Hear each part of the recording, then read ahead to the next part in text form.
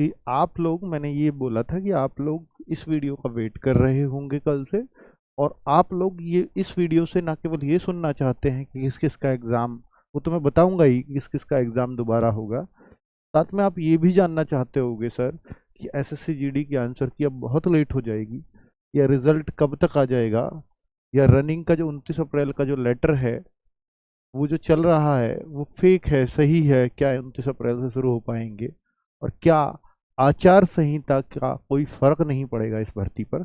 ये सारे डाउट आपके मन में आ रहे होंगे, मैं सभी का एक एक करके जवाब देता हूं बच्चों। देखिए, पहले तो हम बात कर लेते हैं कल क्या आया है।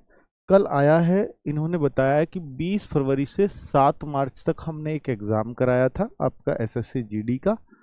उसमें कुछ बच्चों की कुछ टेक्निकल इश्यूज की वजह से हमें री एग्जामिनेशन लेना पड़ रहा है। टेक्निकल इशू इन्होंने माना है।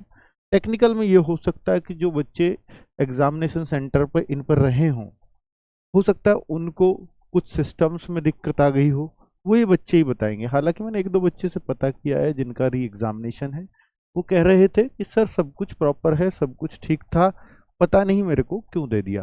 तो हो सकता है कि जो डेटा है उनके पास, एक बार देखो ऑनलाइन में ये बड़ा नुकसान है कि जो हो सकता है वो जो डेटा उन्होंने लिया हो और वो सही से सेव नहीं हो पाया हो, या कुछ डेटा ही जो इन स्कूलों का, इन सेंटर्स का वो डेटा ही वायरस आ गया हो, कुछ आ गया हो, वो उड़ गया हो, वो नहीं हो उनके पास।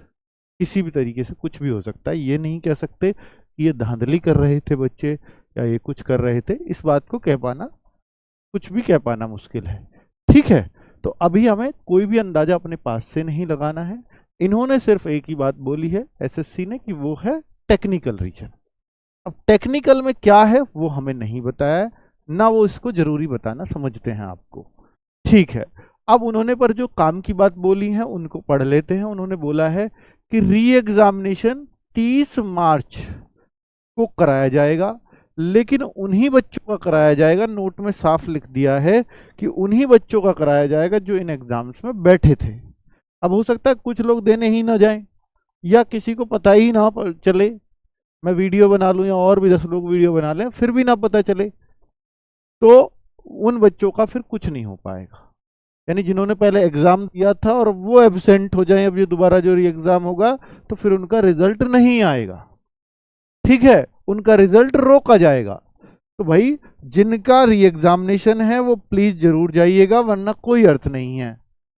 वो 30 मार्च को आपका एग्जाम होगा, उसका एडमिट कार्ड उससे पहले आएगा। वो हो सकता है 23, 24, 25 कभी भी आ सकता है, जल्दी भी आ सकता है, वो उनकी मर्जी है। हालांकि वो कहते हैं हम 72 घंटे पहले देते हैं एडमिट कार्ड। 30 तारीख से 3 दिन पहले या 4 दिन पहले आपको एडमिट कार्ड मिल जाना चाहिए, 26-27 को। ठीक है, तो क्या सेंटर्स, बहुत सारे बच्चों के मन में वो होगा कि जब जिन जिन सेंटर्स का कैंसिल हुआ है क्या उन्हीं सेंटर्स पर जाना है हमें। यानी मैं मेरठ था पहले, मेरठ का कैंसिल हुआ, क्या मेरा मेरठ में उसी सेंटर पे होगा? नहीं, अब चेंज होगा, 100% चेंज होगा। हो सकता है इन सेंटर्स की तरफ से कुछ गड़बड़ हुई हो, इन्होंने कुछ टेक्निकल प्रॉब्लम हो गई हो इनसे। आगे से मुझे ऐसा लगता है इन स्कूलों में, इन कॉलेजेस में, इन प्रयोगशालाओं में एसएससी अपना सेंटर ही नहीं देगा। ये बहुत बड़ी मिस्टेक है बच्चों के साथ। बच्चे को दोबारा एग्जाम देना पड़ रहा है तो कितनी बड़ी बात हो रही है। बच्चा दोबारा परेशान हो रहा है, ये हो रहा है। कोई भी नहीं चाहता, कोई संस्था ही नहीं चाहती कि दोबारा किसी का हमें एग्जाम लेना पड़े, फिर से रिसोर्सेज लगाने पड़े। ठीक है, तो वो कुछ भी समस्या रही हो उसका तो हमें नहीं पता, लेकिन बच्चों आपने देखा होगा कि 11,200 ही बच्चा का दिया है ये तो, जबकि वहां पर जो आपको ऑफिशियल लेटर आया वो 16,185 का आया है। अखबार में 11,200 क्यों लिखा हुआ है? क्योंकि अखबार में सिर्फ ये जो अखबार छपा है ये सीआर रीजन के लिए छपा है, और ये 16,185 सीआर रीजन से अलग भी लोग हैं, तो इसलिए वो 16,185 हैं। तो ये चूंकि प्रयागराज में देखते ही समझ गया कि इन्होंने अपने रीजन की बातें छपवाई होंगी अखबार में। ठीक है, अपने की चिंता है उनको। तो अभी मैं आपको दिखा दूं कि कहाँ कहाँ कैंसिल हुए हैं। प्लीज अपना एडमिट कार्ड निकालना, अगर आप चाहते हो कि मेरा हुआ है कैंसिल या नहीं, मुझे ये देखना है, तो आप अपने एडमिट कार्ड निकालना उस पर अपना वेन्यू पढ़ना, पहले सिटी देखना कि आपका अगर कानपुर हुआ है तो कानपुर के उन्होंने सारे एक जगह दे दिए हैं कि कानपुर सिर्फ इन 3 सेंटर्स का हुआ है, और वहां 5 तारीख की इस सेंटर पे एलन हाउस इंफॉर्मेटिक सेंटर है, Allen house informatic centre, Allen house informatic centre. यानी अगर कानपुर में आपका एलन हाउस इंफॉर्मेटिक सेंटर से अलग कहीं भी एग्जाम हुआ है तो आपको चिंता करने की जरूरत नहीं है। लेकिन इस पे हुआ है तो आपको फिर ये देखना होगा क्या 5 मार्च की सेकंड शिफ्ट में आपका हुआ है, या 7 मार्च की चौथी शिफ्ट में आपका हुआ है, या 6 मार्च की सेकंड शिफ्ट में हुआ है। अगर इन यहां आपका हुआ है, कानपुर में हुआ है, यहां हुआ है, इन 3 शिफ्टों के अलावा किसी और शिफ्ट में हुआ है तो भी आपको टेंशन लेने की जरूरत नहीं है। किसी और डेट में हुआ कोई टेंशन की जरूरत नहीं है, लेकिन एग्जैक्टली इन शिफ्टों में हुआ है तो आपको री एग्जाम देना पड़ेगा। और इन बच्चों की संख्या 126, 132, 124, ये कानपुर के एलन हाउस के सेंटर है।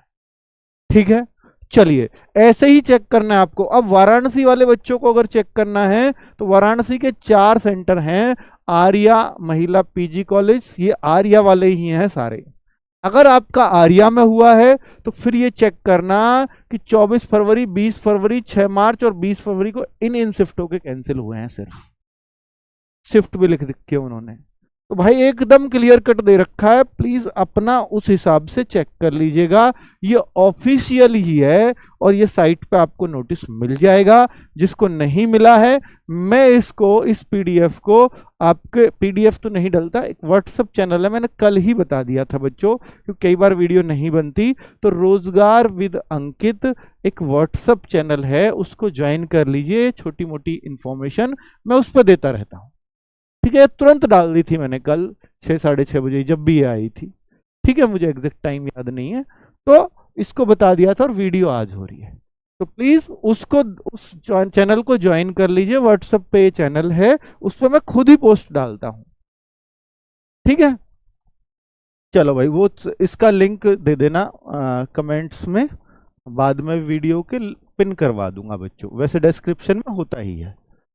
तो 200 ये जो और सेंटर्स हैं कि भाई गाजियाबाद का कौन सा है, हजारीबाग का, पटना का, प्रयागराज का, पटना, प्रयागराज, मेरठ के भी बहुत सारे सेंटर्स हैं। एमआईटी, स्पेशली एमआईटी सेंटर है, और एक बीआईटी सेंटर है, भारत इंस्टीट्यूट ऑफ टेक्नोलॉजी, ये भी मेरठ के ही हैं। तो मेरठ के 2 सेंटरों पे दिक्कत हुई है। ठीक है, और अगर मैं कानपुर का एक और है भाई, न्यू एज टेक्नोलॉजी, यहां भी आ रहा है कानपुर। ओहो, ऐसे भी ये भी इत्तेफाक कर रखा है उन्होंने। ये कानपुर का वहीं लिख देना चाहिए था पर नहीं लिखा है। तो न्यू एज टेक्नोलॉजी कानपुर दोबारा भी आ गया है। आगे अहमदाबाद, न्यू दिल्ली, प्रयागराज, गया, प्रयागराज, लखनऊ। तो भाई इन सबको अगर मिलाएंगे 16,185 बच्चे बैठ रहे हैं, इन्होंने टोटल बता दिया है। अब मैं बात कर लेता हूं जिन पॉइंट्स को आप सुनने आए हो, जिनका एग्जामिनेशन इनमें नहीं आ रहा है, उनके लिए ये पॉइंट्स बहुत इंपॉर्टेंट है। प्लीज इनको सुनिएगा कि अब आंसर की कब तक आएगी, ये आपका बड़ा पॉइंट होगा। तो मैं इसके बारे में बात कर लेता हूं। बच्चों एग्जाम है अब 30 मार्च का। अब देखिए ये आंसर की पिछले वीक आनी चाहिए थी। क्या ये आंसर की पिछले वीक आनी चाहिए थी? और मैंने आपको बोला था कि भैया ये मंडे ट्यूसडे में पिछले वीक ही आ जाएगी, मैंने एक वीडियो में बोला था। और ये आती भी 100% आती, लेकिन पूरे वीक पिछले वीक नहीं आई। आज बृहस्पति हो गया, अगले वीक में भी। ऐसा पॉसिबल ही नहीं था कि इतने लेट ये आंसर की होती। ज्यादा से ज्यादा हफ्ते 1.5 हफ्ते में आंसर की आ जाती है किसी भी एसएससी के एग्जाम की। अब ये रही है। पर बच्चों अब आपका 30 मार्च का तो एग्जाम है, तो इससे पहले तो आंसर की नहीं आएगी।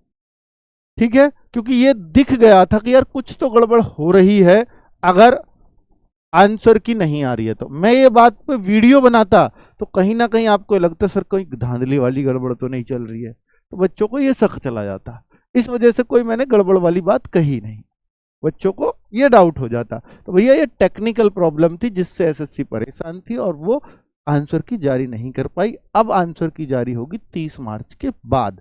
अब 30 मार्च के बाद कितना समय लग सकता है बच्चों? अब ये चूंकि ऑलरेडी बहुत लेट हो चुका है और एग्जाम के बाद उनको पता है कि थोड़ी थोड़ी सी सेफ्टी है, तो इनमें कोई दिक्कत नहीं है। एग्जाम की डेट दूर हो जाती तो टेंशन होती, पर एग्जाम के बाद आंसर की देने में इनको कोई ज्यादा दिक्कत नहीं होगी। यानी अगले एक हफ्ते में 30 मार्च के बाद जो 1 से या 31 से, हो सकता है 31 को ही आ जाए, 31 से 7 अप्रैल के बीच आपको आंसर की देखने को मिल जाएगी। क्या फिजिकल 29 अप्रैल से होंगे? ये बहुत बड़ा डाउट है। तो मैं आपसे खुद कह रहा हूं कि 31 मार्च से जो पूरे चांस हैं, 31 मार्च से 7 अप्रैल के बीच आपको आंसर की देखने को मिल सकती है। ठीक है। क्या फिजिकल 29 अप्रैल से होंगे? तो ये एक बड़ा डाउट है बच्चों में, क्योंकि एक फेक कहें या उसको ओरिजिनल कहें, एक नोटिस वायरल हो रहा है। अब बच्चों पहले की अगर मैं बात करूं तो जो पिछली बार ऐसे ही एक और नोटिस वायरल हुआ था, वो भी सीआरपीएफ की तरफ से ही था, और ये भी ऐसा ही है, सीआरपीएफ ही कराती है फिजिकल्स को। तो भाई अब क्या करें कि ये ओरिजिनल है या वो है? बच्चे जब तक कोई चीज ऑफिशियल नहीं आ जाती तब तक उसका ये पता लगा पाना कि ये ओरिजिनल है या फेक है बहुत मुश्किल है।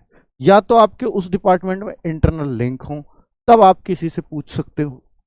तो भाई अब नहीं है, या आप प्रयास नहीं करते हैं कि भाई अंदर कौन है, क्या है, कैसे, क्योंकि हर किसी को पता नहीं। सीआरपीएफ में ऐसा नहीं है जानकार नहीं होंगे, बहुत सारे निकल आएंगे, पर उस आदमी को वो बातें पता होंगी, इस बात की गारंटी नहीं है। ठीक है। तो इसलिए बेहतर होगा कि भैया अभी ये वायरल हो रहा है, इसको हम सच माने या झूठ ये कहना तो मुश्किल है। आपको 29 अप्रैल के हिसाब से अपनी तैयारी रखनी चाहिए। ठीक है, क्योंकि ऐसा दिल्ली पुलिस में हो चुका है आप लोगों के साथ। तो दोबारा प्लीज इसको इग्नोर करने की कोशिश ना करें। 29 अप्रैल अपना एक टारगेट बना लें, और अगर कुछ ऑफिशियल आया तो मैं जरूर आपको वीडियो बना करके बता दूंगा। लेकिन फिलहाल आप ये मान लें कि मेरे पास 1 सवा महीना है और मुझे रनिंग करनी है, क्योंकि रनिंग ही है आपके फिजिकल में। 5 किलोमीटर रनिंग आपको 24 मिनट में करनी है। यही आपका टारगेट अब हो जाना चाहिए। भाई ठंड में तो थोड़ी मुश्किल भी पड़ती है रनिंग, गर्मियों में उतनी मुश्किल नहीं है। आप प्लीज इसको अपना जो है अब ये रूटीन में बना लो। 1 सवा महीना है, अगर आप करने वाले हुए तो कर जाओगे। 29 अप्रैल अभी समय है। तो नोटिस अगर ये 7 अप्रैल का या 10 अप्रैल का वायरल हो रहा होता तो मैं मान सकता था कि भैया ये जो है थोड़ा सा चिंता का विषय है, पर अभी चिंता का विषय नहीं है। 1 सवा महीना अपनी तैयारी करिए। पर एक मानसिकता होती है आप बच्चों में, वो मैंने देखा है कि सर जब तक रिजल्ट नहीं आ जाएगा हम क्यों दौड़ें। ये एक बहुत बड़ी बात है, और मैं भी इस बात का पक्षधर हूँ। शायद मैं आपकी जगह होता मैं भी यही करता कि अभी तो मुझे यही डाउट है कि मेरा होगा या नहीं होगा। तो भाई अब जिनका होगा, जिनको पता है कि मेरा बहुत अच्छा हुआ है, दौड़ लीजिए। जिनको पता है कि मैं होऊंगा या नहीं होऊंगा, अगर ऐसे डाउट में हो तो फिर यार फिटनेस के लिए दौड़ लो। अच्छी चीज है दौड़, कोई बुरी चीज तो है नहीं। ठीक है, चलो।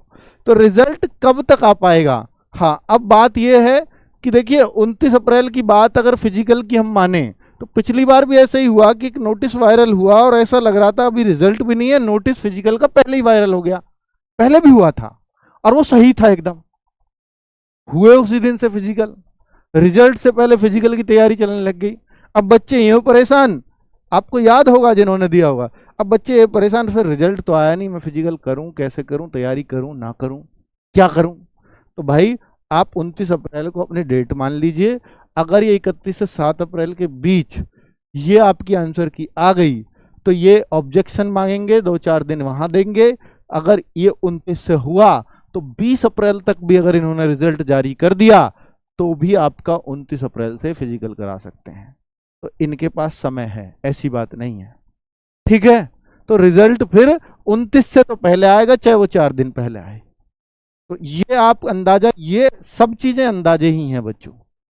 ठीक है, मैं ये नहीं कहता कि 29 परफेक्ट डेट है, पर अगर आ रही है तो इसको सही मानने से गुरेज मत करो। कभी पता चले कि रिजल्ट का हम वेट कर रहे थे और 4 दिन पहले ही हमें पता चला कि हमारा फिजिकल है। यही दिल्ली पुलिस में एग्जैक्टली वेट बच्चों के साथ हुआ।